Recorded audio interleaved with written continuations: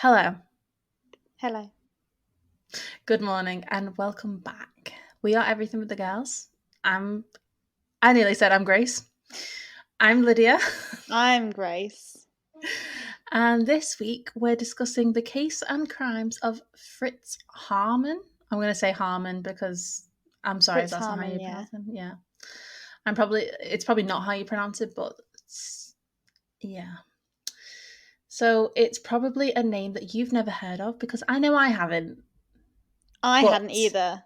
yeah, I don't know. I haven't read this case before we've done it. I think it's quite I'm quite enjoying not knowing what's coming. Yeah. So I found this. I typed in most notorious serial killers on Google because I don't know why. If the government ever look at my Google search I history, was it's going to just be a thinking different that. story. But anyway, and I went on the Wikipedia page, and there's like thousands of people, but this guy was like Germany's highest number. Wow. Okay. They rank him in like how many people have you killed, and this guy Mm. was Germany's number one. Yeah. So how's your week been? It's been okay. What have I done? Nothing. Oh, I had my COVID vaccine on Tuesday, and it Woohoo! killed me off. Yeah. And then I've done nothing since.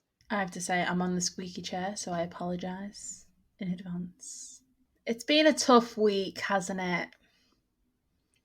Tough week for I think the whole of the country's mental health, if you ask Was me. it? Well, Yeah. Yeah, it's one of those. I don't know. I don't really like. Obviously, I have lots of opinions on what's happened with Sarah Everard and to be honest, everything. But opinions about the actual case, I don't know if I have yet. To the basics, he's a piece of shit, but the actual ins and outs of it, like the details we find when we're talking about other cases, do you know what I mean? Those details.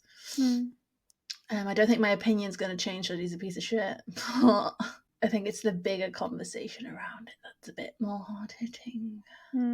Definitely, yeah. And we weren't sure whether to put on the thing about our last case.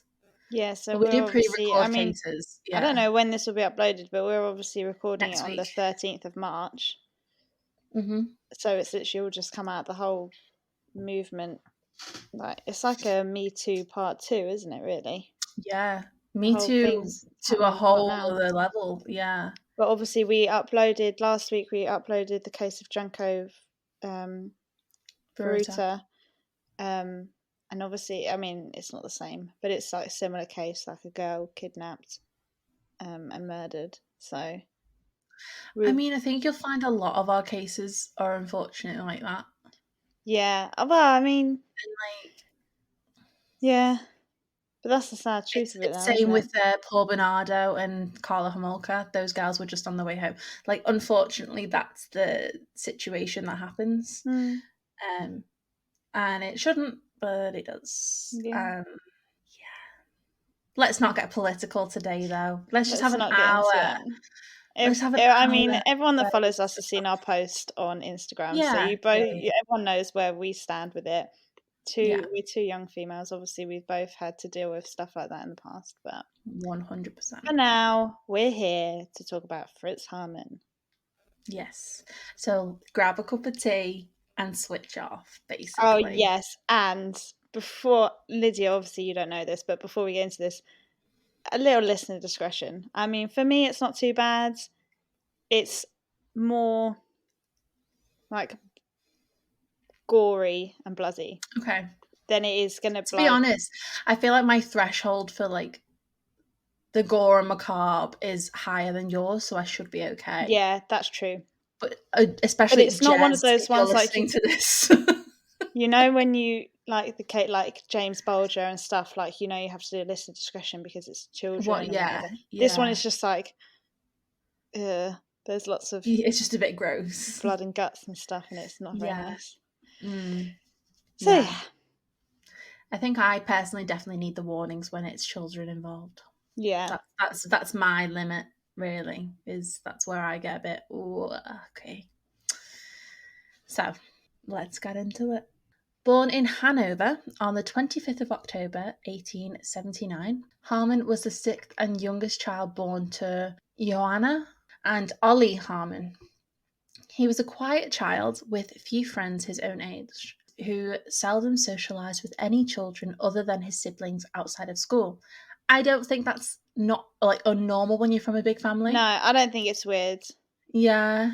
And I don't think he We're was. both from big families, so I don't think that's Obviously, this is his case. He is a serial killer. well, yeah, yeah. But There is he's that like, difference. like the normal telltale signs of a serial killer when they're kids. I mean, yeah, Okay, being on your own isn't really he's one a of bit of a them. stereotype. Okay, Yeah. yeah.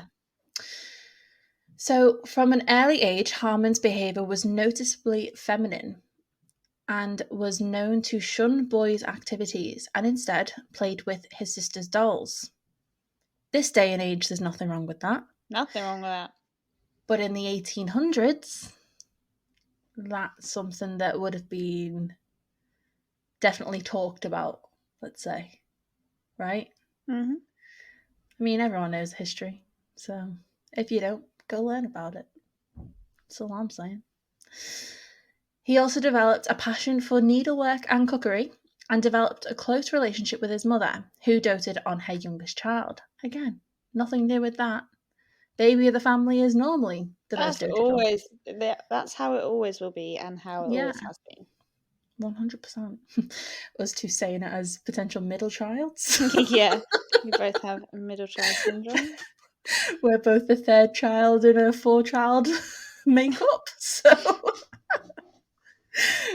Harmon's father married his mother when she was 41 years old, and he was 7 years her senior. Oh no, sorry.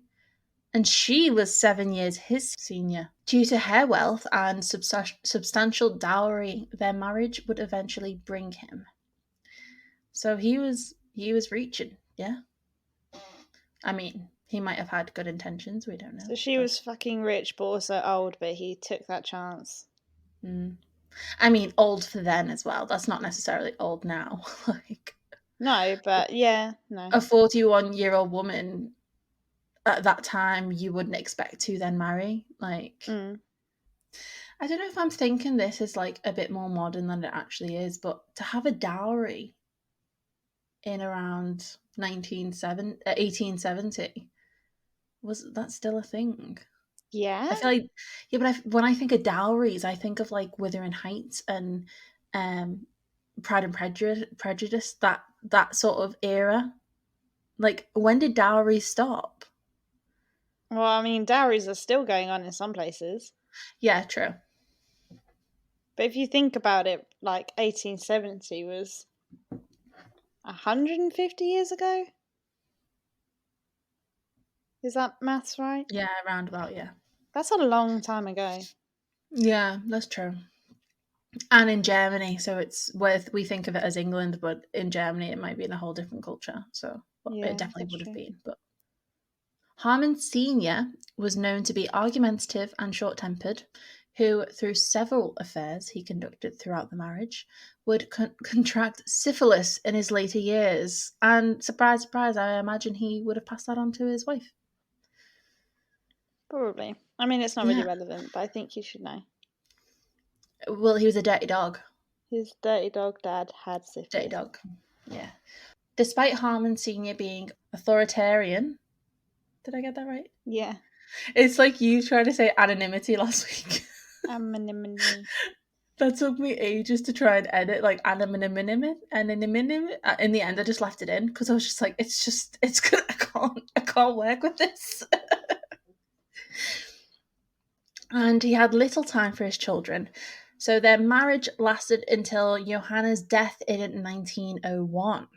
So I was just thinking how old the youngest would be then. Like if he was still quite young when she died, then maybe that had an effect as well, but he wouldn't have been. Well, Harmon was the youngest. He was 1879, so he would have been 22.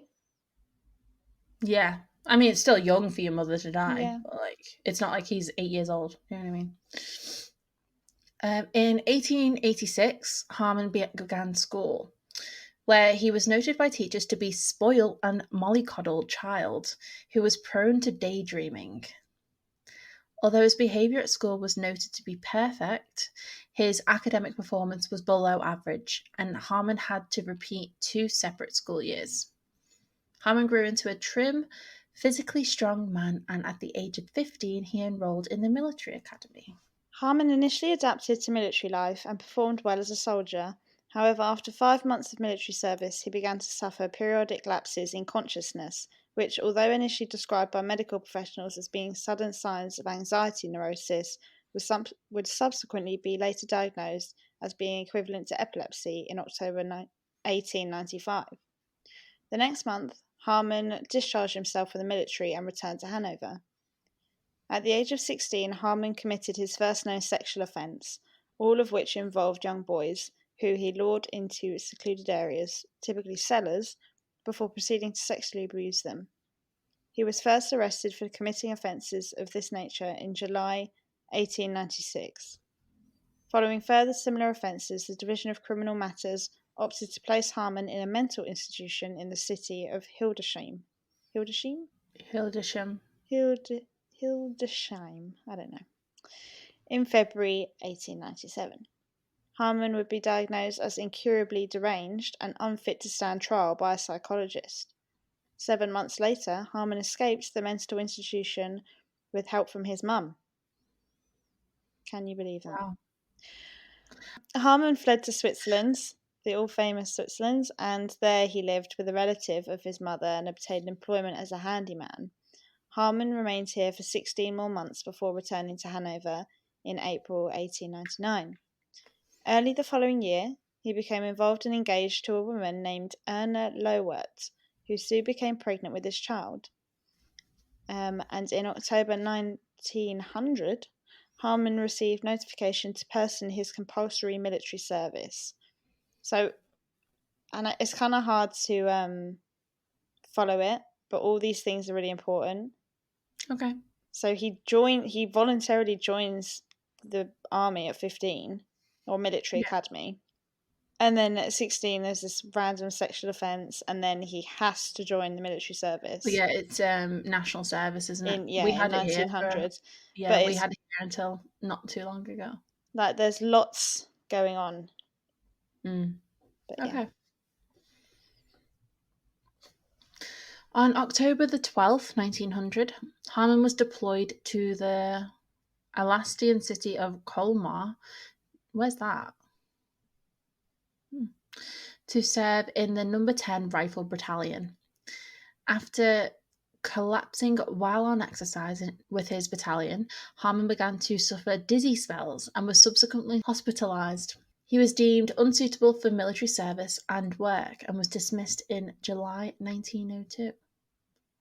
I mean, I wonder if nowadays people with epilepsy can't join the military.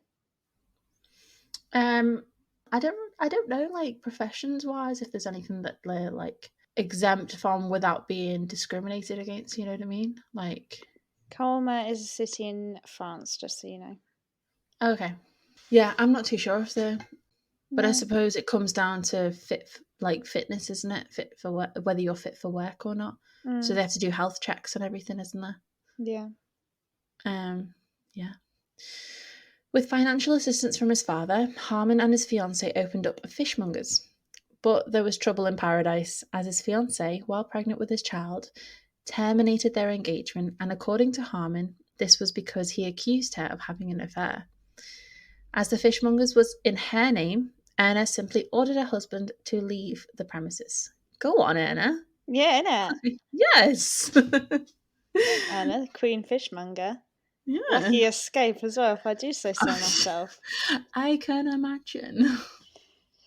So, this is where Haarmann's criminal career begins. Okay. Obviously, he's already a sexual abuser, but for the next decade, Haarmann primarily lived as a petty thief, a burglar, and a con artist. Beginning in 1905, he served several short prison sentences for offences such as larceny, embezzlement, and assault. Consequently, Haarmann spent the majority of the years between 1905 and 1918 in jail. Due to compulsory conscription resulting from the outbreak of World War I, Germany saw a shortage of available domestic manpower. In the final years of his prison sentence, Haarmann was permitted to work throughout the day in the grounds of various manor houses near the town of Rendsburg. Upon his release, he returned to Hanover, where he rented a single-room apartment. Despite police knowing that Haarmann was both a known criminal and a homosexual, Haarmann gradually began to establish a relationship with Hanover police as an informer, largely as a means of redirecting attention away from himself. By 1919, he was known to have regularly patrolled Hanover Station and to have provided police with information relating to Hanover's extensive criminal network. Police began to rely on Haarmann as a reliable source of information regarding various criminal activities in the city. So he's an informer, but then also doing his own thing on the down low. Mm-hmm. I mean, I suppose it's hiding in plain sight a little bit, isn't it? Yeah. Yeah. So let's get on to the murders. So are his victims all male? Yeah, so they're all male and they're all quite young. Okay. So despite the fact that he had a child, I don't know if it was ever proven that that was his child that Erna was carrying. Mm. Maybe, maybe not. I don't want to accuse her of anything. But yeah, despite being engaged to a woman, all his sexual offences have always been men, young Yeah, men, I suppose. boys. Yeah, but I suppose with it not being accepted at that time, Yeah, totally. it's sort of like he's gonna find resentment in that as well. Do you know what I mean? Because he can't be who he wants to be. Well, Yeah. he can, but like the consequences of such. I don't know if it was illegal in Germany, but it was definitely illegal over here, wasn't it? Yeah, it would have been illegal. Yeah. It definitely wouldn't have been accepted. Mm. So then that's going to come out in rage, all that. So it does make a bit of sense. So Harmon's first known victim was a 17-year-old runaway named Friedel Roth. Roth? When Roth disappeared on the 25th of September 1918, his friends told police that he was last seen with Haarmann, who at the time resided in a single-room apartment. Police raided Haarmann's apartment in October 1918, where they found their informer in the company of a semi-naked 13-year-old boy. He was charged with sexual assault, but there was no evidence that Roth had ever been to that apartment with Haarmann. He later confessed to detectives that when they searched his apartment, the head of Roth was wrapped in a newspaper and hidden behind the stove. Okay, so we're just jumping straight into it, are we? Oh, it's bad. I feel bad to laugh because someone's head was in his stove. No, I know, but like I kind of expected just to ease into that a little bit more. Yeah, and you're like, like, oh, oh no, okay. the head's behind the stove, by the way. Also, though, like you've gone in there to raid his apartment and you've missed a severed head. Yeah. You really need to question your police investigation skills there. I mean, we say this every week. We said this about the Japanese case last week. It honestly baffles me. I suppose the whole point of a raid to think is you go and you think, where could someone hide something? I guess, yeah, you're not looking for just their head. I guess you are, right? Yeah. So between 1918 and 1924, Haarmann committed at least 24 murders, although he's suspected of murdering a minimum of 27. All of Haarmann's victims were males between ages of 10 and 22, with the majority of whom being in their mid to late teens. The victims were lured back to one of 3 addresses in which Haarmann was known to have resided through those years. He is known to have killed upon the premises of assistance, accommodation, work, or under the pretense of an arrest. So he would approach them and he would say, like he'd meet like homeless boys or people that were traveling or whatever, and he'd say, I've got a place for you to stay, I've got food, or because he was actually also an informer for the police, he would like pretend to arrest them.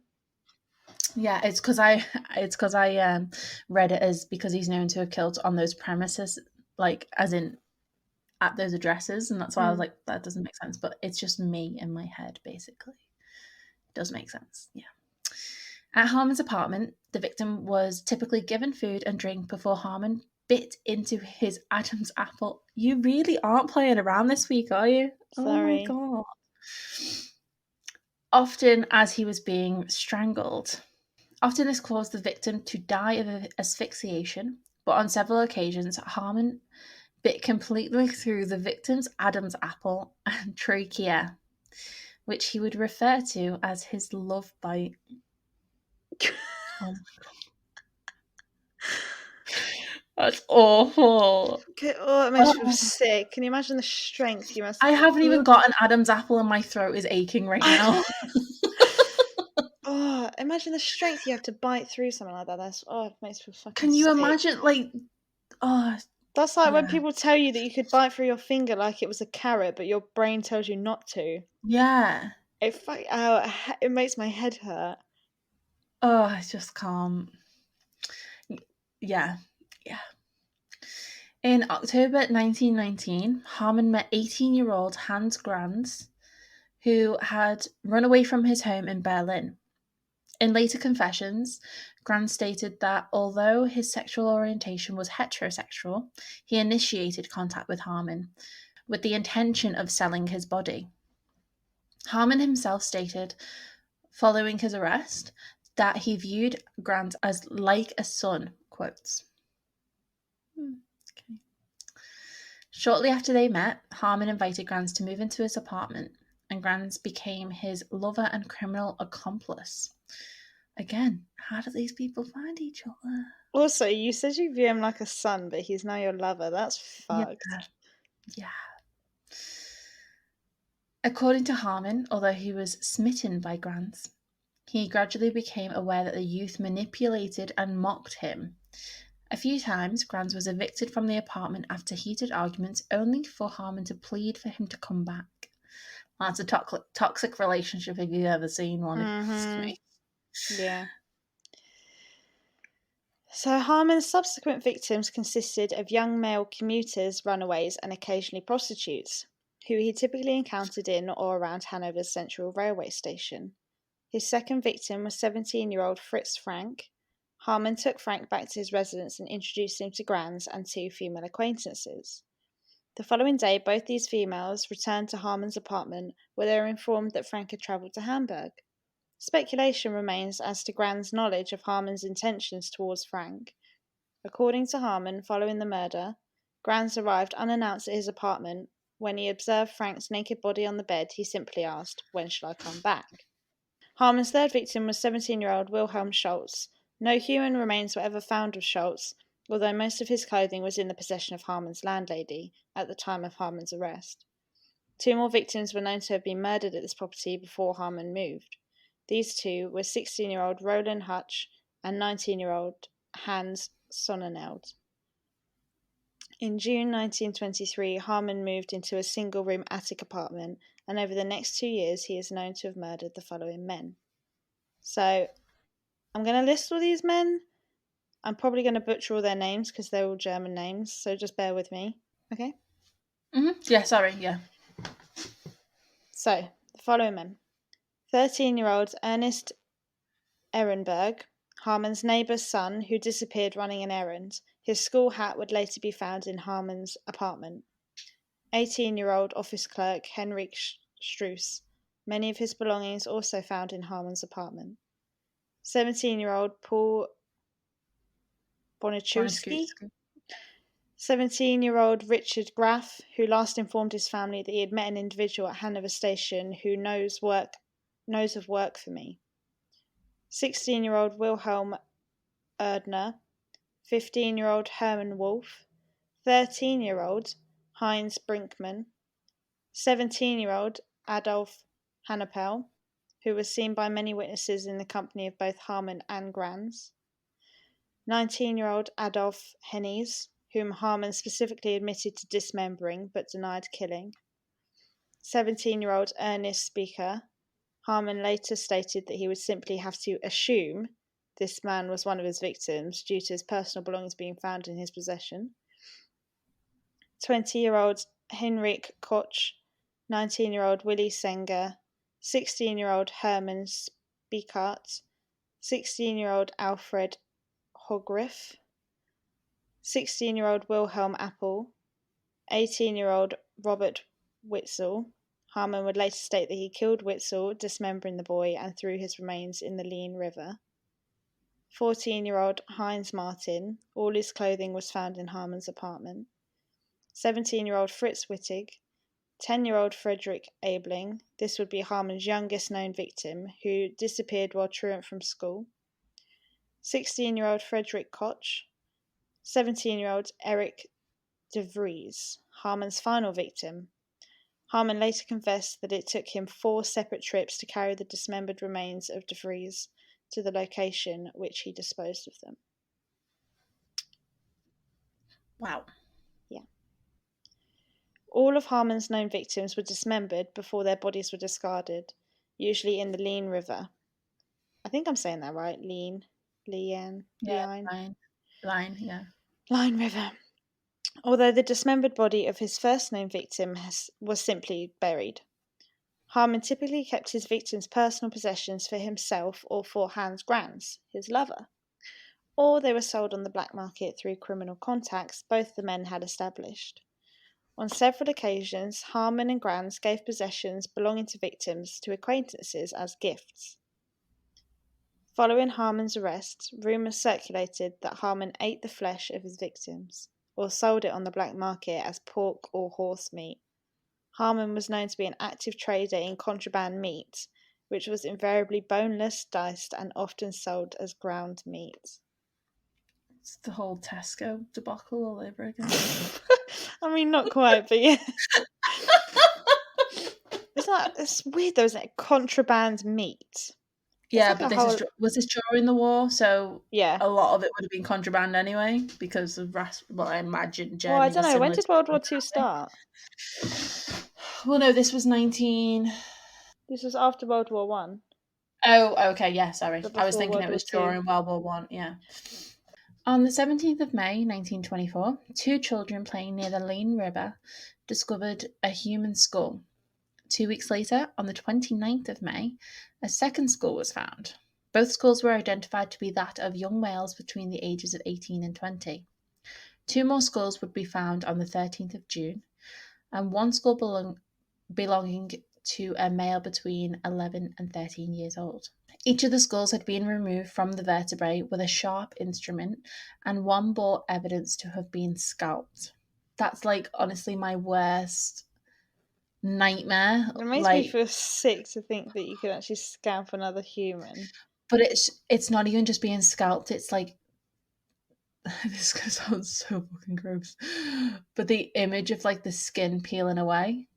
I watched Dr. Sleep the other night, the sequel to The Shining, and she gets her hand stuck in this drawer, and the only way she can pull her hand out is to pull, but her skin gets caught on the edge of the drawer and her skin's peeling away, and I'm just like, oh my god, this is awful.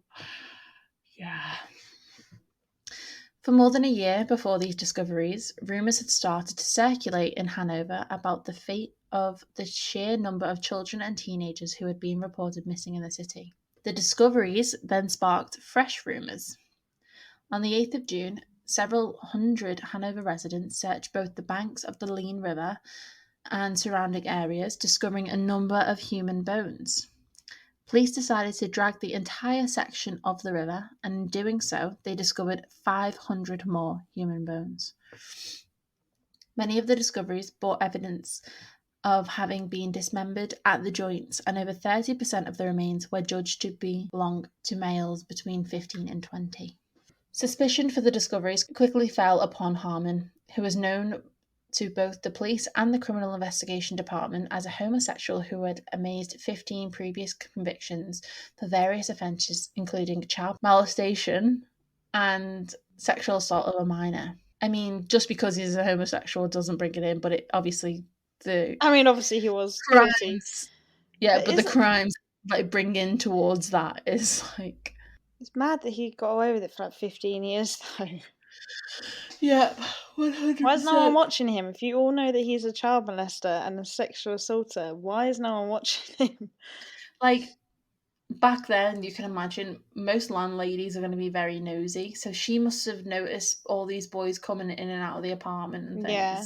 Well, she says, she does, I think she says at one point, oh, does she? People always came in, but no one ever left. It's weird. Oh my god. What? It's such a like flippant comment to say, but the actual like It's gravity so of that is creepy, like, isn't it? oh, And like, yeah, he used to come out with random bags of meat. oh my Yeah, what do you god. think that was, hun? Fucking Sweeney Todd all over again, isn't it?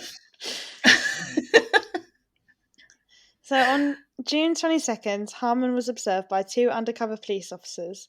He was quickly observed arguing with a 15-year-old boy named Carl Fromm. Haarmann then approached police and insisted that they arrest this young man on the charge of travelling with forged documents. Upon his arrest, Fromm informed police that he had been living with Haarmann for 4 days and that he had been repeatedly raped. Haarmann was arrested the following day and charged with sexual assault. Can I just say, male rape is not something that's really talked about, is it? As much as No. it needs to be. That's what I But for was the going to fact say that earlier. When you said, like most of the cases we look at, like women that are murdered by men, yeah, I would say it's actually 50-50. yeah, Like, the majority of our murderers, bar people that do it with their partner, are usually men.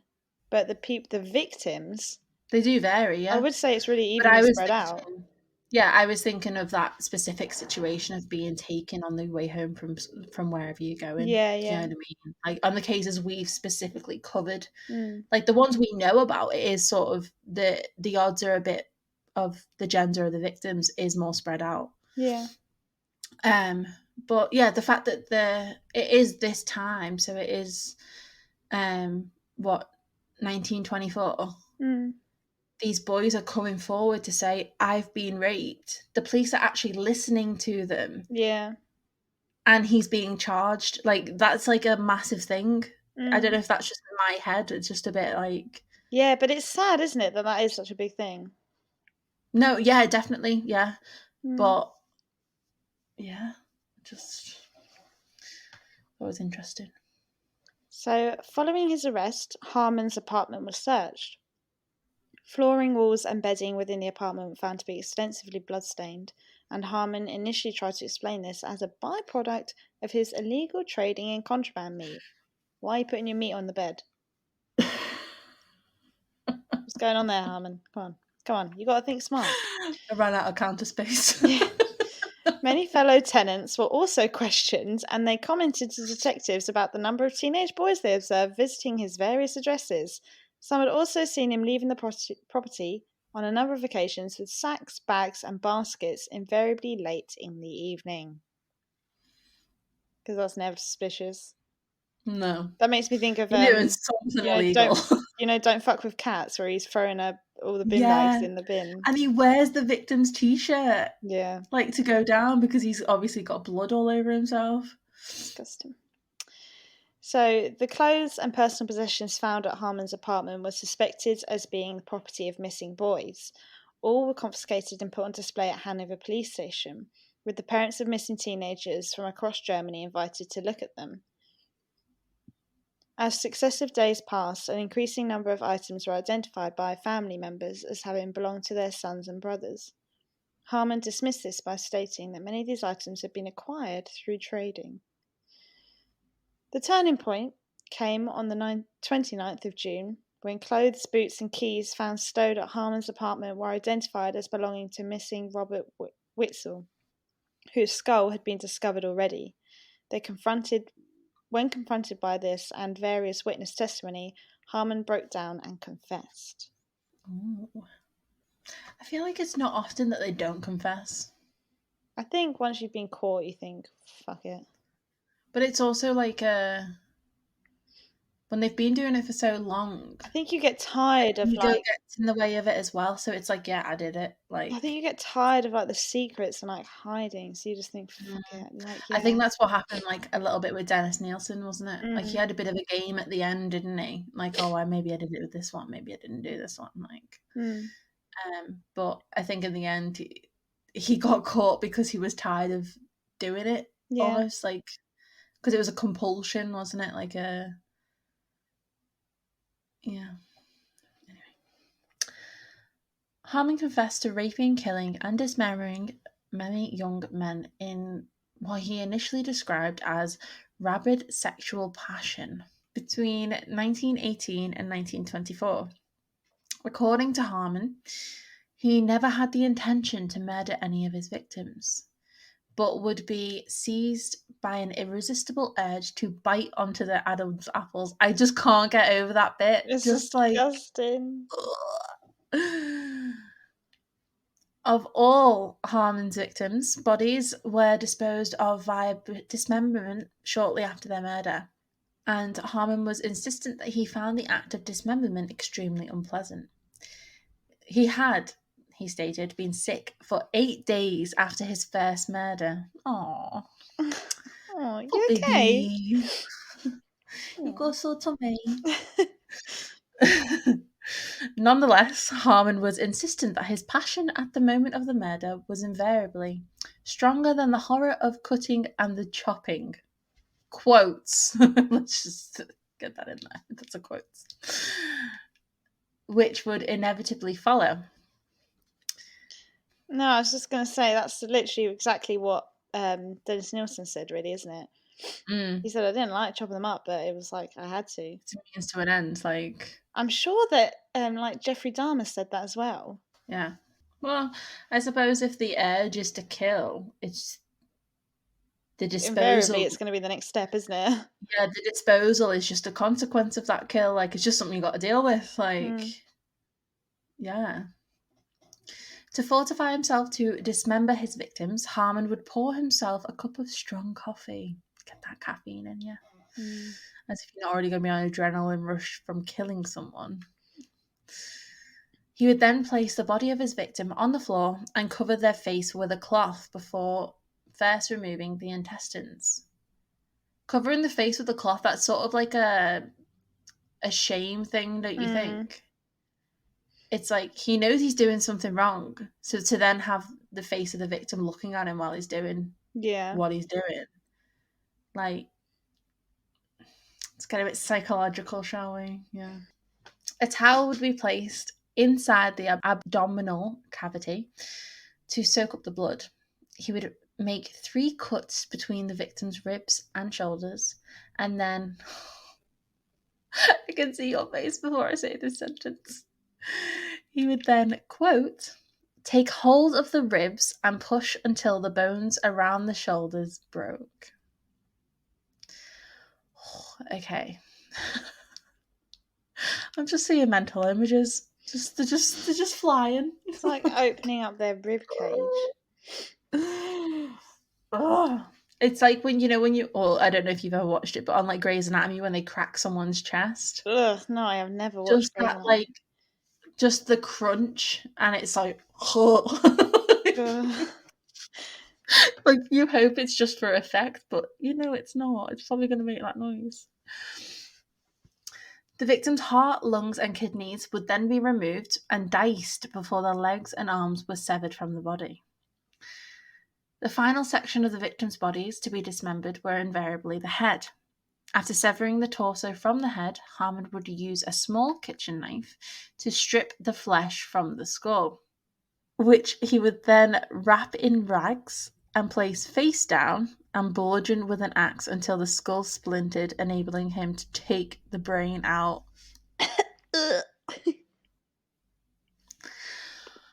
Why is he going to so many lengths to get rid of these bodies? Like, to dice up the kidneys? I don't know. Like, that's a whole other level of sick. Like, there's just no other way to describe it, is there? He's selling the meat, probably. Oh, God. Haarmann was insistent that none of the skulls found in the Lean River belonged to his victims, and that the forensic identification of the skull of Robert Witzel was mistaken, as he had almost always smashed the victims' skulls to pieces. Although insistent that none of the murders were premeditated, investigators discovered much circumstantial evidence suggesting that the murders had been planned out days in advance. When asked about how many people he killed, Haarmann claimed somewhere between 50 and 70. Okay. Casual. The police, however, could only connect him to 27 disappearances, and he was charged with 27 murders. some of which he claimed were committed upon the insistence of Hans Granz, who was also arrested and formally charged with being an accessory to murder. In August 1924, Haarmann was judged competent to stand trial. I mean, if his victims were between 50 and 70, the fact that he only got 27 is sad. However, he might be overjudging that, like to say, Yeah, I mean, you've I probably killed lost all count, these haven't people. you? Yeah. So, the trial of Haarmann and Granz began on the 4th of December 1924. Haarmann was charged with 27 counts of murder. While he acknowledged his guilt, he claimed to be uncertain of the identification of 13 of these victims. Granz pleaded not guilty to charges of being an accessory to murder in several of the murders. The judge excluded all spectators from the courtroom in the opening days of the trial, as each murder was discussed in detail due to the ongoing carnal and gruesome nature of the revelations. The trial was one of the first major modern media events in Germany and received extensive international press coverage, being described as the most revolting case in German history. Varying sensational headlines in which Haarmann was referred to as the Butcher of Hanover. That's something I've heard before. Is Sorry. it? I know I said I'd never heard of this case before, but I remember hearing about the Butcher of Hanover. Well, there you go I then. never looked This is into it. him. Haarmann confessed to the ultimate reason he killed was a mystery to him. He readily admitted to killing, but denied having sold the body parts of any of his victims as contraband meat.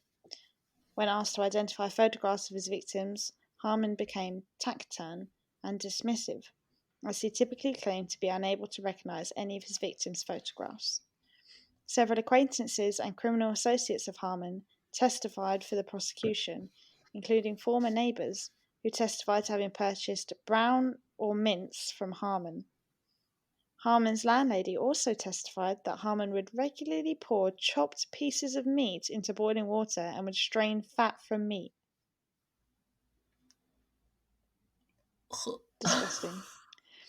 I feel fucking sick. A neighbour testified to the alarming number of young men who he'd seen entering Haarmann's apartment, but whom he seldom observed leaving the address. This fucks me off. Because why didn't you say anything earlier? Two females also testified how, on one occasion in 1923, they discovered what they believed to be a human mouth boiling in a soup kettle in Haarmann's apartment. They took it to the Hanover police, who simply replied that it may be a pig's snout. I don't know Okay, about so you, they did try at but least. my mouth doesn't look like a pig's snout. Yeah. At least I don't think it does. I mean, you've never tried to boil it though, so. True. Yeah, so at least they tried to do something, but yeah, with the neighbour, like these rumours were happening before he was linked. Do you know what I mean? Yeah, So also it's 5 years. It's not like 6 months, like a quick thing. It's 5 yeah, years, and everyone knows about this guy. yeah. And it's not like some of them aren't leaving again. None of them are leaving. He's killing all of them. Yeah.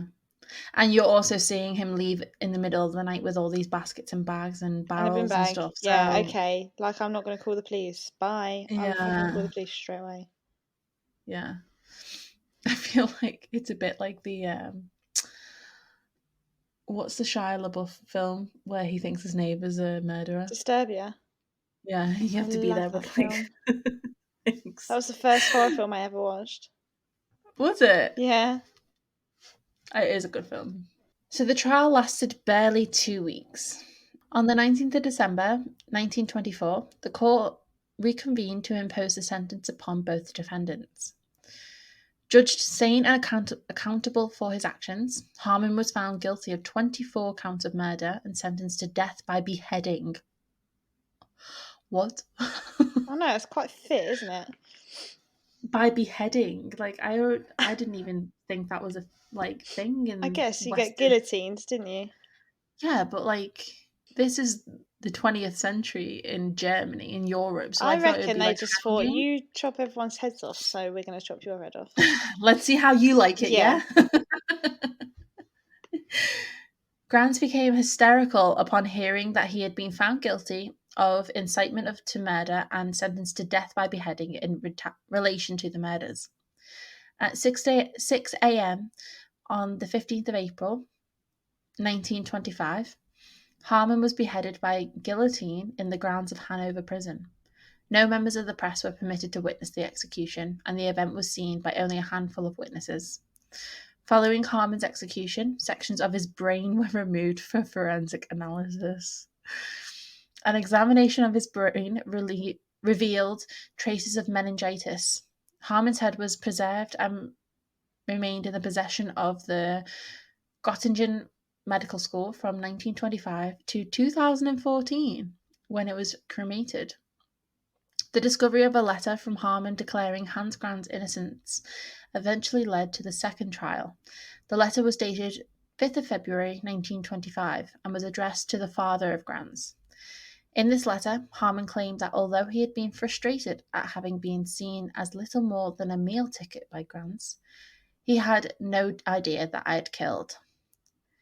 Hans was retried in 1926 and was charged with aiding and abetting Haarmann in the murders and sentenced to 2 concurrent 12-year sentences.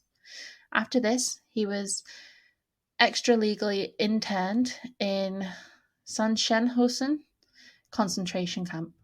Following the conclusion of World War II, he continued to live in Hanover until his death in 1975.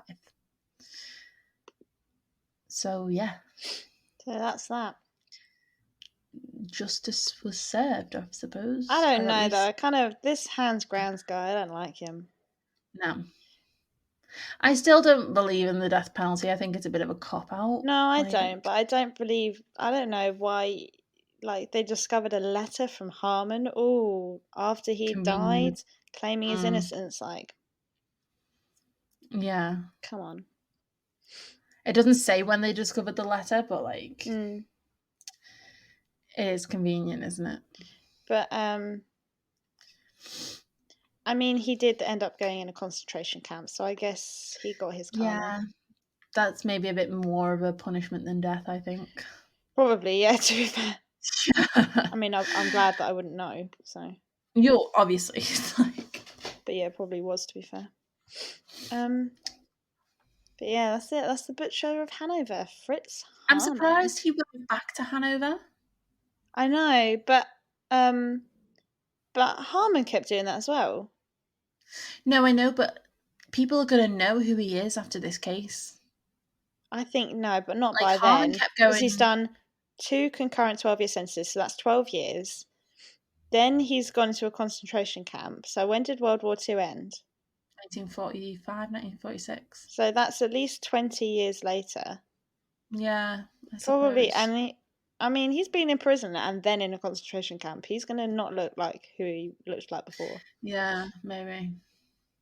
I don't know if they gave people different identities back then. Was that a thing? I don't actually know when that all came in, and especially if it all came in Germany. I don't know. No, but yeah. Cool. Gory. I always feel like a sense of I don't even know the word. When we've done a podcast, I feel like empty inside. It's like we've got all these case ideas and stuff in our head. So when one goes, it's like, oh, okay, I've got space. Yeah. I've got space in my brain. But I also feel like, oh, cool, another not happy ending. So yeah, that was that case, and we hope you enjoyed it. Yeah. If you did, make sure you follow us on Instagram. I mean, you know the drill by now. Is that everything with the girls pods? I don't think we've got any more reviews on Apple Podcasts. No. So get in there, guys. If you enjoyed listening to it, review us, subscribe to us, and yeah, we'll be back next week with another fantastic case. Do we know what we're doing next week yet? We could do Kellyanne Bates. That's a short one, but yeah. Yeah. Yeah, we can do that. Cool. Okay, so have a great week. Yes, and we'll see you next week. Bye. Bye.